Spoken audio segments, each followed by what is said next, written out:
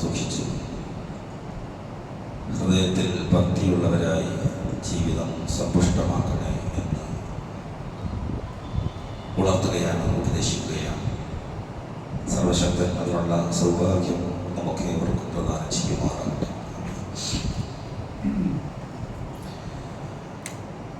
ലോക മുസ്ലിങ്ങൾ അവരുടെ ആദർശ പിതാവായ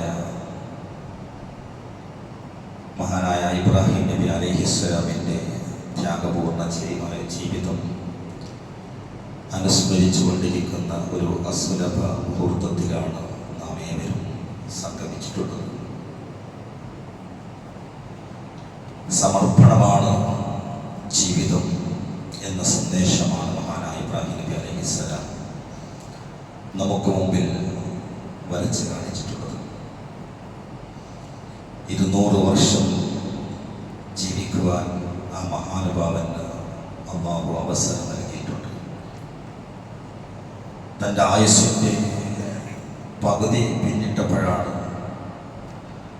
ഒരു സന്താനത്തിനുള്ള സൗഭാഗ്യം അല്ലാഹു അദ്ദേഹത്തിന് നൽകിയത്. ഇറാഖിലെ ഊർ എന്ന പട്ടണത്തിൽ ഭുജാതനാവുകയും അവിടെ അരങ്ങ് തകർന്നുകൊണ്ടിരിക്കുന്ന അന്ധവിശ്വാസങ്ങൾക്കും ബഹുദൈവ വിശ്വാസത്തിനെതിരെ പടപൊരുതി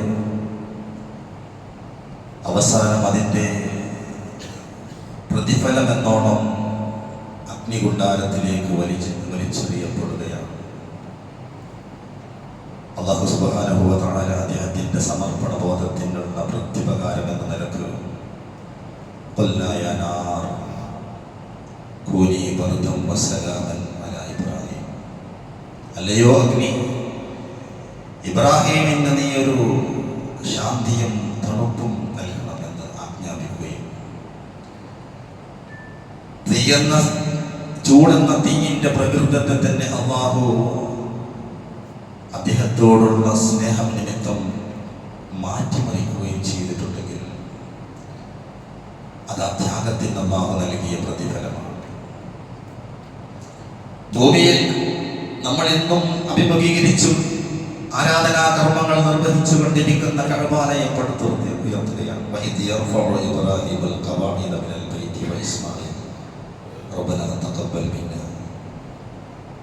പടച്ചവനെ, നിന്റെ ആജ്ഞ അനുസരിച്ച് ഞാനിതാ ലോകത്ത് വരാനിരിക്കുന്ന സകല വിശ്വാസികൾക്കും ഒരു ആരാധനാ കേന്ദ്രത്തിന്റെ അസ്ഥിവാരം ഇവിടെ പടുത്തുയർത്തുന്നു. റസൂലുള്ളാഹി സ്വല്ലല്ലാഹു അലൈഹി വസല്ലം മിഅ്റാജിന്റെ രാത്രിയിൽ വാനലോകത്ത് പോയപ്പോൾ അവിടെയുള്ള കഅബയാകുന്ന വാനലോകത്തെ കഅബയാകുന്ന ബൈത്തുൽ മഅമൂർ ഒരു ദിവസം 70,000 മലക്കുകൾ ആ മന്ദിരത്തെ വലയം ചെയ്യുന്നു എന്നാണ്. ഒരു ദിവസം അവിടെ വലയം ചെയ്ത ആ മലക്കുകൾ പിന്നീട് അന്ത്യനാൾ വരെ അവിടേക്ക് വരുന്നില്ല. റബ്ബിനല്ലാതെ അവന്റെ സൈന്യാധിപന്റെ എണ്ണം അറിയുകയില്ല എന്നാണ്. അത്രയും വിപുലമാണ് അവരുടെ എണ്ണം. അങ്ങനെ അന്ത്യനാൾ വരെ ആ ബൈത്തുൽ മഅമൂർ എന്ന കഅബാലയത്തെ വലയം ചെയ്തുകൊണ്ടിരിക്കുന്ന മലക്കുകളുള്ള ആ പുണ്യമന്ദിരത്തിലേക്ക് മുസ്നദൻ അലാ വഹ്രിഹി പ്രവാചകൻ സല്ലല്ലാഹു അലൈഹി വസല്ലം ഇബ്രാഹിം നബി അലൈഹിസ്സലാമിനെ, തൻ്റെ പ്രപിതാവായ ഇബ്രാഹിം നബി അലൈഹിസ്സലാമിനെ കാണുന്നത് ബൈത്തുൽ മഅമൂറിന്റെ ചുമരിൽ ചാരിയിരിക്കുന്നതായിട്ടാണ്. എന്താണ് അതിൻ്റെ കാരണം? ഭൂമിയിൽ അദ്ദേഹം നിർവഹിച്ച കഅബാലയത്തെ പടുത്തുയർത്തുക എന്ന സൽക്കർമ്മത്തിന് അല്ലാഹു നൽകിയ പ്രതിഫലമാണ്. അന്ത്യനാളിൽ ഖബറിടത്തിൽ നിന്ന് ഉയർത്തെഴുന്നേൽപ്പിക്കപ്പെടുന്ന മനുഷ്യർ വിവസ്ത്രരായിരിക്കും. പ്രവാചകൻ സല്ലല്ലാഹു അലൈഹി വസല്ലം പറഞ്ഞു, ചെരുപ്പ് ധരിക്കാതെ, വസ്ത്രം ധരിക്കാതെ, ചരാകർമ്മം നിർവഹിക്കാതെ എല്ലാവരും മഹ്ശറിൽ ഒരുമിച്ച് കൂടപ്പെടുമെന്ന്.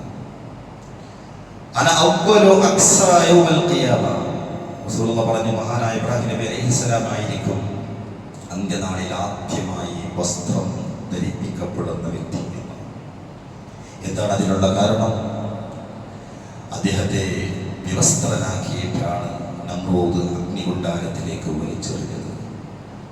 അല്ലാഹു സുബ്ഹാനഹു വ തആല ആ ത്യാഗത്തിന്, ആ സമർപ്പണത്തിന് ദുനിയാവിൽ വെച്ച് കൊടുത്ത പ്രതിഫലം എത്രയാണ്? പരലോകത്ത് അദ്ദേഹം അനുഭവിച്ചു കൊണ്ടിരിക്കുന്ന പ്രതിഫലം എത്രയാണ്? എല്ലാ പ്രതീക്ഷയും ജീവിതത്തിൽ അവസാനിച്ചു. 100 വയസ്സിനോടടുക്കുകയാണ്. ഇതുവരെ ഒരു കുഞ്ഞിക്കാല് കാണാൻ സാധിച്ചിട്ടില്ല. ആ സമയത്താണ് അദ്ദേഹം റബ്ബി ഹബ്ലി മിനസ് സ്വാലിഹീൻ. ഇറാഖിൽ നിന്ന് ഇനി പ്രബോധനത്തിന് അവിടെ ചാൻസ് ഇല്ല. അവസാനത്തെ ശിക്ഷയും അവിടെ അനുഭവിച്ചു. അല്ലാഹുവിന്റെ മഹത്തായ അനുഗ്രഹം കൊണ്ട് മാത്രം അഗ്നികുണ്ഡാരത്തിൽ നിന്നൊരു രോമത്തിന് പോലും പോറലേൽക്കാതെ രക്ഷപ്പെട്ടു. പിന്നീട് അദ്ദേഹം ഷാമിലേക്ക് തിരിക്കുകയാണ്. ഇന്നീ ദാഹിബുൻ ഇലാ റബ്ബി സയഹ്ദീൻ റബ്ബി ഹബ്ലി മിനസ് സ്വാലിഹീൻ. പടച്ചവനോട് പ്രാർത്ഥിച്ചുകൊണ്ടാണ് അദ്ദേഹം യാത്ര പോകുന്നത്. അതെ, ഞാൻ പോകുന്നത് എൻ്റെ റബ്ബിലേക്കാണ്.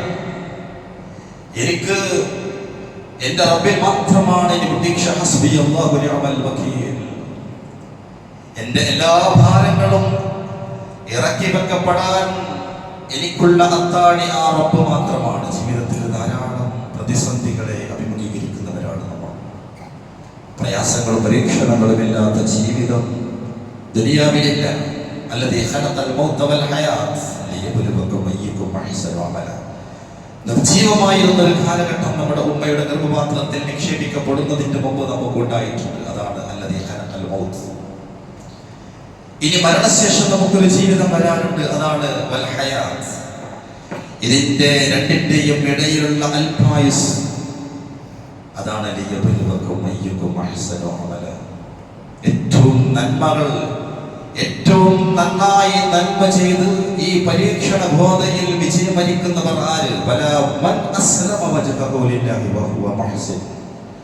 ഇബ്രാഹിം നബി അലൈഹിസ്സലാമിനെ പോലെ തന്റെ മുമ്പിൽ സകലതും സമർപ്പിച്ച് അങ്ങനെയുള്ള അനേഷുമാരി മുസ്ലിമിനപ്പുറം പ്രഖ്യാപിത മുസ്ലിമായി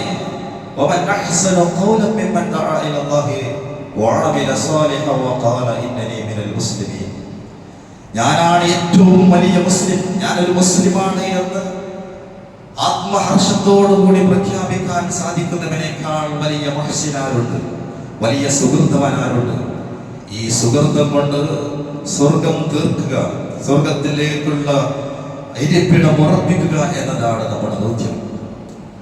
മിറാജിന്റെ വേളയിൽ തന്നെ പ്രവാചകൻ സല്ലല്ലാഹു അലൈഹി വസല്ലമയെ അഭിമുഖീകരിച്ചുകൊണ്ട് ഇബ്രാഹിം നബി അലൈഹിസ്സലാം അത് പറഞ്ഞിട്ടുണ്ട്. യാ മുഹമ്മദ് അഖ്രിൽ മിന്നി ഉമ്മതക സലാം.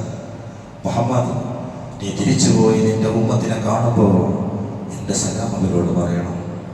വഅബ്ലിഗ്ഹും അന്നൽ ജന്നത തുർബത്തുൻ തയ്യിബ അൻബത്തുൽ മാ. സ്വർഗ്ഗത്തിന്റെ മണ്ണുണ്ടല്ലോ, അത് ഏറ്റവും പരിശുദ്ധമാണ്.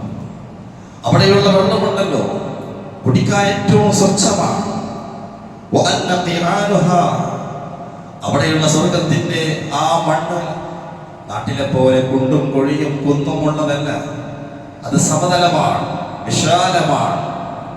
വഅന്ന ഖിറാസുഹാ, അവിടേക്കുള്ള ചെടികൾ നിന്റെ ഉമ്മത്തിനോട് ഭൂമിയിൽ വെച്ച് നട്ടുപിടിപ്പിക്കാൻ പറയണം. എന്താണ് ആ ചെടി? സുബ്ഹാനല്ലാഹ് വൽഹംദുലില്ലാഹ് വലാ ഇലാഹ ഇല്ലല്ലാഹു വല്ലാഹു അക്ബർ. അവർ സുബ്ഹാനല്ലാഹ് പറയുമ്പോൾ വിശാലമായ സ്വർഗത്തിൽ അവർക്ക് തണലേകുന്ന ഒരു മരം അവർ നടുകയാണ്. അൽഹംദുലില്ലാഹ് എന്ന് പറയുമ്പോഴും അല്ലാഹു അക്ബർ വലാ ഇലാഹ ഇല്ലല്ലാഹു വല്ലാഹു അക്ബർ. ഓരോ പ്രാർത്ഥനയുടെയും ഓരോ പ്രകീർത്തനത്തിന്റെയും വേളയിൽ തങ്ങൾക്കുള്ള സ്വർഗത്തിലെ ചെടികൾ നട്ടുകൊണ്ടിരിക്കുകയാണ് അവർ എന്ന് അവരോട് അറിയിക്കണം. ഇബ്രാഹിം നബി അലൈഹിസ്സലാം നമ്മുടെ പ്രവാചകൻ മുഹമ്മദ് മുസ്തഫ സല്ലല്ലാഹു അലൈഹി വസല്ലമയോട് ഏൽപ്പിച്ച ആ ദൗത്യം അത് ഏറ്റെടുക്കാൻ നമുക്ക് സാധിക്കുമ്പോഴാണ് ഇബ്രാഹിം മില്ലത്തിലാണ് നമ്മൾ എന്ന് നമുക്ക് പ്രഖ്യാപിക്കുവാൻ സാധിക്കുക.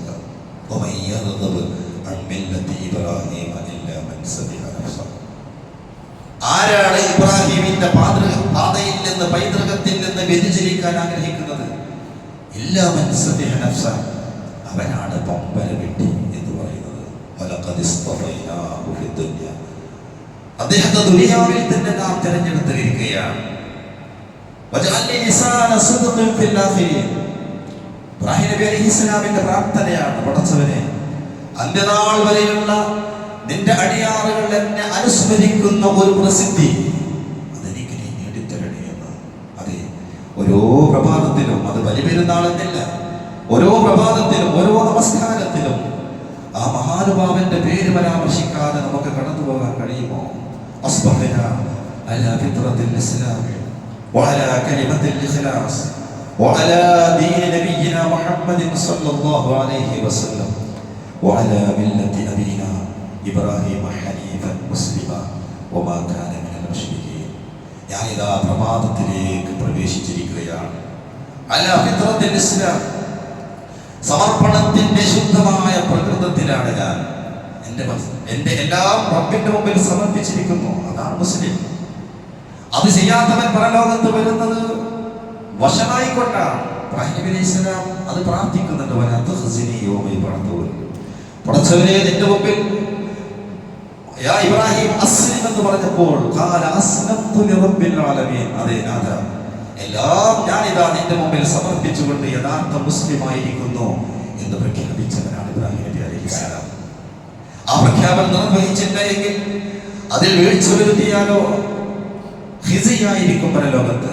അന്ത്യനാളിൽ ഉയർത്തെഴുന്നേൽപ്പിക്കപ്പെടുമ്പോൾ നിന്യനായിരിക്കും. വലാ തഖ്സിനി യൗമ യുബ്അഥൂൻ. പുനരുദ്ധാന വേളയിൽ എന്നെ നീ നിന്യനാക്കല്ല നാഥ, എന്നെ നീ വശമാക്കല്ല നാഥ. വലാ തഖ്സിനി യൗമ യുബ്അഥൂൻ യൗമ ലാ യൻഫഉ മാലുൻ വലാ ബനൂൻ. സമ്പത്തും അതുപോലെ തന്നെ സന്താനങ്ങളും, ഇതൊക്കെ നമ്മുടെ ദുനിയാവിലെ മേന്മയാണ്, പ്രൗഢിയാണ്, പ്രതാപമാണ്. പക്ഷേ പരിശുദ്ധ ഇസ്ലാമാണ് യഥാർത്ഥത്തിൽ നമ്മുടെ പ്രതാപം എന്ന് പറയുന്നത്. ആ പ്രതാപത്തിലൂടെയാണ് നമ്മൾ സഞ്ചരിക്കേണ്ടത്. യൗമ ലാ യൻഫഉ മാലുൻ വലാ ബനൂൻ ഇല്ലാ മൻ അത്തല്ലാഹ ബിഖൽബിൻ സലീം.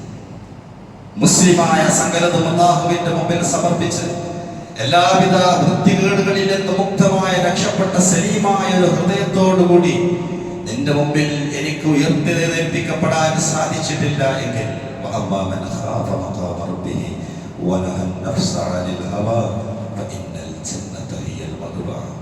റബ്ബിന്റെ മുമ്പിൽ നിൽക്കുമ്പോൾ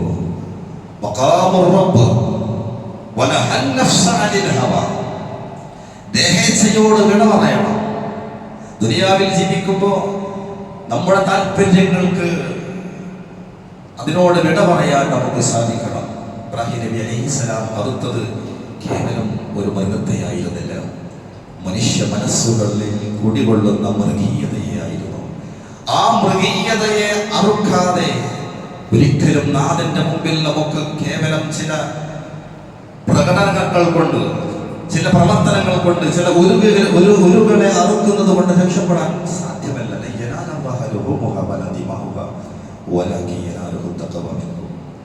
നിങ്ങളുടെ രക്തം, നിങ്ങൾ അറുക്കുമ്പോൾ ഒലിച്ചു വരുന്ന രക്തം, നിങ്ങൾ വിതരണം ചെയ്യുന്ന മാംസം, ഇതൊന്നും റബ്ബിനെ ആവശ്യമില്ല, റബ്ബിലേക്ക് അതെത്തില്ല. നിങ്ങൾ അത് അറുക്കുമ്പോൾ നിങ്ങളുടെ ഹൃദയത്തിൽ എത്രമാത്രം ഭക്തി ഉണ്ടായിരുന്നു. പടച്ചവനെ, ഞാൻ ഈ മൃഗത്തെ അറുക്കുന്നതോടുകൂടി എന്റെ മനസ്സിലുള്ള വൈരാഗ്യത്തെയാണ് ഞാൻ അറുക്കുന്നത്, മുൻവിധികളെയാണ് ഞാൻ അറുക്കുന്നത്, കുടുംബക്കാരുണ്ടായിരുന്ന പ്രശ്നത്തെയാണ് ഞാൻ അവസാനിപ്പിക്കുന്നത്. ഇതിനുശേഷം ഞാൻ മറ്റൊരു ജീവിതം ആരംഭിക്കുകയാണ്. മഹാനായ ഹക്കീം ഇബ്നു ഹിസാം റളിയല്ലാഹു അൻഹു കഅബാലയത്തിനുള്ളിൽ ജനിച്ച വ്യക്തിയാണ്. ഒരുപാട് കാലം ഇസ്ലാമിന്റെ ശത്രുവായി ജീവിച്ചവനാണ്. ഇസ്ലാമിലേക്ക് വന്നപ്പോൾ പ്രവാചകന്റെ കാലത്ത് പ്രവാചകനോടും പരിചരന്മാരോടും ചെയ്ത അനീതിക്ക് പ്രായശ്ചിത്തം നൽകണമെന്ന് അദ്ദേഹം ആഗ്രഹിക്കുകയാണ്. ആദ്യമായി അദ്ദേഹം ഹജ്ജിന് പോകുന്നത് 100 ഒട്ടകത്തെയാണ്. 100 ഒട്ടകത്തെയും തെളിച്ചുകൊണ്ട് ഹജ്ജിന് പോയി മിനയിൽ വെച്ച് അദ്ദേഹം ബലിയർക്കുന്നു. രണ്ടാമത് അദ്ദേഹം ഹജ്ജിന് പോകുമ്പോൾ 100 അടിമകളുമായിട്ടാണ് അദ്ദേഹം പോകുന്നത്. അദ്ദേഹം വലിയ സമ്പന്നനായിരുന്നു. അദ്ദേഹത്തിന്റെ കീഴിൽ ജീവിച്ചിരുന്ന 100 അടിമകളുടെയും കോളത്തിൽ വെള്ളി കൊണ്ട് അദ്ദേഹം രേഖപ്പെടുത്തിയിരുന്നു, അള്ളാഹുവിന്റെ മാർഗത്തിൽ ഇവരെല്ലാം ഹജ്ജ് കഴിയുന്നതോടുകൂടി സ്വതന്ത്രരാണ്. അറഫയിൽ വെച്ച് ആ 100 അടിമകളെ സ്വതന്ത്രരായി പ്രഖ്യാപിക്കുകയാണ്. മൂന്നാമത്തെ ഹജ്ജിന് അദ്ദേഹം പോകുന്നത് 1000 ആടുകളുമായിട്ടാണ്.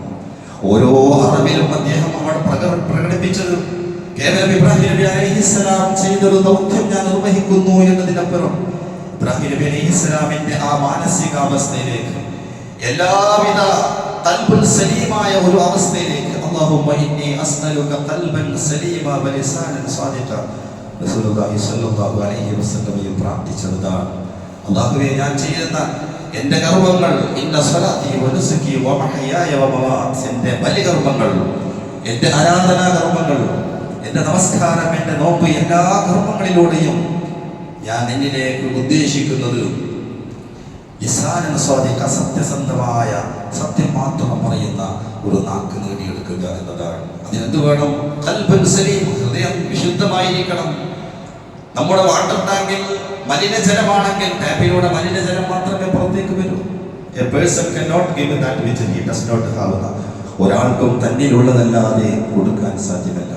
എൻ്റെ അകത്ത് കാരുണ്യമില്ലെങ്കിൽ നിങ്ങളോട് കാലുഷ്യമല്ലാതെ എനിക്ക് പ്രകടിപ്പിക്കാൻ കഴിയില്ല. എൻ്റെ അകത്ത് സന്തോഷമുണ്ടെങ്കിൽ നിങ്ങൾക്ക് മുമ്പിൽ സന്തോഷത്തോടു കൂടി വർദ്ധിക്കുവാൻ എനിക്ക് സാധിക്കും. അതാണ് ഇസ്ലാം നമുക്ക് നൽകുന്ന സന്തോഷം എന്ന് പറയുന്നത്.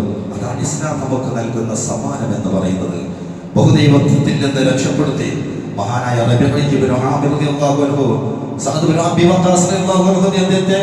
റിസ്തമിന്റെ കൊട്ടാരത്തിലേക്ക് പ്രബോധകനായി നിയോഗിക്കുമ്പോൾ കണ്ടം വെച്ച കൂട്ടുമായി തന്റെ സ്വർണത്തിന്റെ ആ മണിമാളികയിലിരിക്കുന്ന റിസ്തമിന്റെ അടുക്കലേക്ക് അദ്ദേഹം കടന്നു വരുമ്പോ അദ്ദേഹത്തിന്റെ പ്രജകൾ അദ്ദേഹത്തെ തടുക്കുകയാണ്. അങ്ങനെ അങ്ങോട്ട് രാജാവിന്റെ അടുക്കലേക്ക് പോകാൻ കഴിയില്ല. അദ്ദേഹം പറഞ്ഞു, എന്റെ ഇസ്സത്ത്, എന്റെ പ്രതാപം എന്റെ ഉള്ളിലാണ്, എന്റെ ഇസ്ലാമിലാണ്, എന്റെ വേഷവിധാനത്തിലല്ല. അങ്ങനെ ക്രിസ്തുവിന്റെ അടുക്കലേക്ക് അദ്ദേഹം കയറി ചെല്ലുകയാണ്. ക്രിസ്തു ചോദിക്കുകയാണ്, എന്താണ് തങ്ങൾക്ക് നൽകാനുള്ള സന്ദേശം?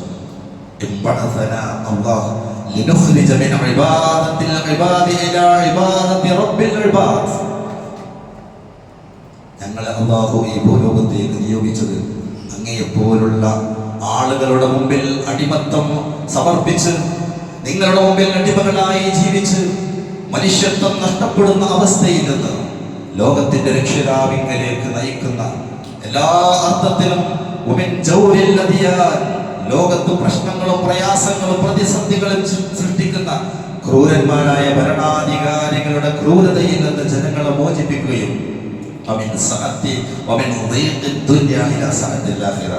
ദുനിയാവിലെ ഈ നിസ്സങ്കോചമായ അവസ്ഥയിൽ നിന്ന്, മാനസികാവസ്ഥയിൽ നിന്ന് വിശാലമായ സ്വർഗ്ഗത്തിലേക്ക്